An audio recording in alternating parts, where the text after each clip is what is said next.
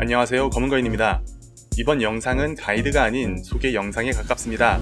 저번 시즌 저의 스타터 빌드였던 윌마 재앙의 화살을 이번 시즌에도 세팅을 해서 어떤 점이 변경되었고 사용감은 어떤지에 대해 얘기해보는 시간을 가지려 합니다.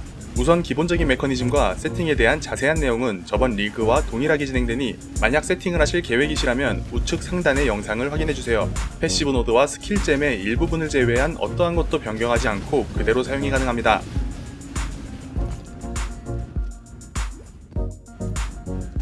토템의 대대적인 개편이 이루어진 이번 리그에서 쇠뇌 토템 생존의 상단 부분을 차지했던 철목 노드가 9시로 옮겨졌습니다.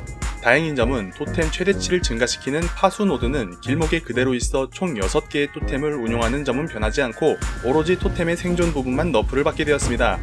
이로 인해 중형 스킬 군주얼에서 선대의 보전이 강제되며 이마저도 없을 경우 토템이 너무 잘 부서지기 때문에 반드시 사용해야 하는 옵션이 되었습니다. 다음 변경점은 플레이어의 생존을 더욱 안정적이게 해주는 토템 소환 시 주변적 1초 동안 도발 숙련이 다시 편입되었습니다. 이로 인해 2개의 토템 숙련을 사용할 수 있는 이번 패시브 트리에서 1초 도발과 30% 확률로 2개 소환을 사용하기 때문에 받는 피해의 5%를 토템이 대신 받는 숙련을 사용할 수 없게 되었습니다. 그나마 다행이라고 할 점은 이 숙련은 토템의 생존을 위협하는 옵션이라 토템의 생존이 더욱 중요해진 이번 리그에서는 사용하지 않는 편이 더 나은 선택이라는 점입니다. 도발 숙련으로 인해 이전보다 안정적인 플레이가 가능하지만 철목의 위치 변경과 맞물려 토템이 더 잘 부서지는 상황이 되었죠. 또 다른 큰 변경점으로는 영원한 축복 보조의 삭제입니다. 기존에는 피석화, 은총, 고통의 전령을 투구해서 사용하고 아그이를 영원한 축복 보조로 사용했지만 보조점의 삭제로 은총 대신 아그이를 넣고 은총을 사용할 수 없게 되었습니다. 이로 인해 낮아진 회피로 생존에 조금 더 취약한 상태가 되었지만 역시나 토템 도발 숙련으로 애초에 피격될 상황을 어느 정도 예방할 수 있어 생존 부분에서 너프를 체감하긴 어려웠습니다.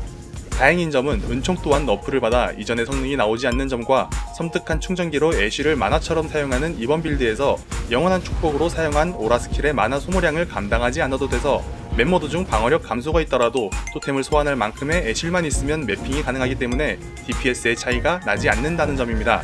마지막 변경점은 퀄리티의 변경과 잼스팩의 변경입니다. 기존의 잼스팩은 카오스 피해가 내정되어 있었고 추가 피해 효율이 조금 낮았지만 이번 리그의 변경으로 인해 카오스 피해가 사라지고 추가 피해 효율이 올라갔습니다.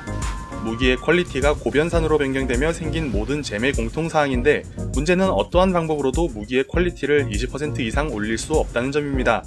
자연적으로 드랍되는 아이템에만 20%를 넘는 퀄리티가 부여되며 유니크 활인 어두운 냉소를 사용하는 이번 빌드에서는 타락을 통해 30%까지 올릴 수 있었던 방법이 막혀 저번 시즌에 비해 DPS가 소폭 하락하게 되었습니다. 정리하자면 이번 리그에서는 토템 생존의 너프, 딜량의 소폭 너프로 요약할 수 있겠습니다.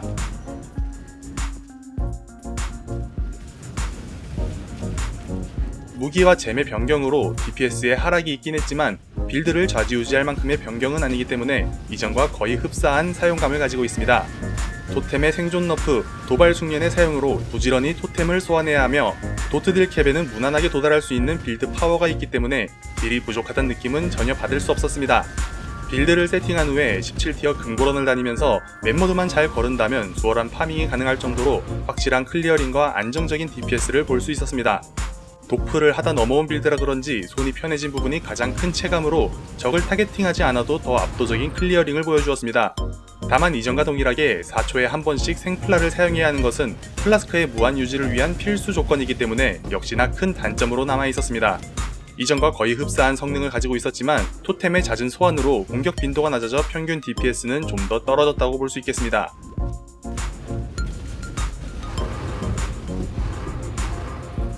우선 이번 빌드는 앞서 설명한 대로 생플라를 지속적으로 사용해야 하는 인류의사를 사용하는 빌드입니다. 4초에 한 번씩 사용하는 이유는 중형 스킬 군주얼의 약을 탄 물약 옵션인 연금술사의 천재성을 무한으로 유지하기 위함이죠. 연금술사의 천재성을 유지한다는 가정하에 모든 플라스크의 업타임을 맞췄기 때문에 이 부분이 깨지게 되면 저항이 순간적으로 낮아져 급사를 할 수 있습니다. 물론 매핑에서는 처치로 인해 충전되는 것으로 유지가 가능하겠지만 적어도 보스전에서만큼은 연금술사의 천재성이 끊기지 않게 하는 것이 중요합니다. 다음으로 힘, 지능, 화염 저항의 요구치가 많이 빡빡합니다. 저항 1티어에 분광기 폭제까지 바른 반지를 사용해도 스킬 군주얼에서 높은 저항을 가져와야지만 75%를 넘길 수 있으며 힘과 지능, 특히 힘은 영원한 투쟁에서 높은 수치를 얻어야지만 장비의 요구치를 넘길 수 있습니다. 이전에는 6시 방향에서 사용한 치명적인 긍지에서 하수까지의 노드로 얻는 힘이 있어 약간 널널한 편이었지만 이번 시즌 노드의 변경으로 토템 노드가 군단 주얼 밖으로 옮겨지면서 그만큼 힘이 많이 낮아진 상황입니다. 제 경우만 해도 힘이 모자라 소형 힘 노드를 하나 더 사용해 간신히 요구치를 맞춘 케이스죠. 플라스크 업타임, 스탯, 저항에 있어 수많은 변수가 있기 때문에 이번 리그에서는 초보자분들에게는 추천하기 어려운 빌드가 되었습니다.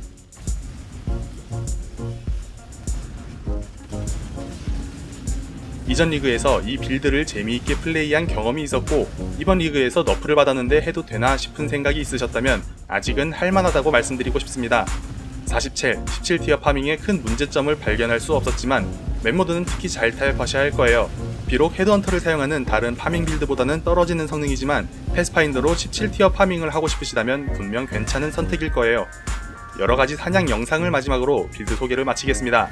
시청해주셔서 감사합니다. 검은거인이었습니다.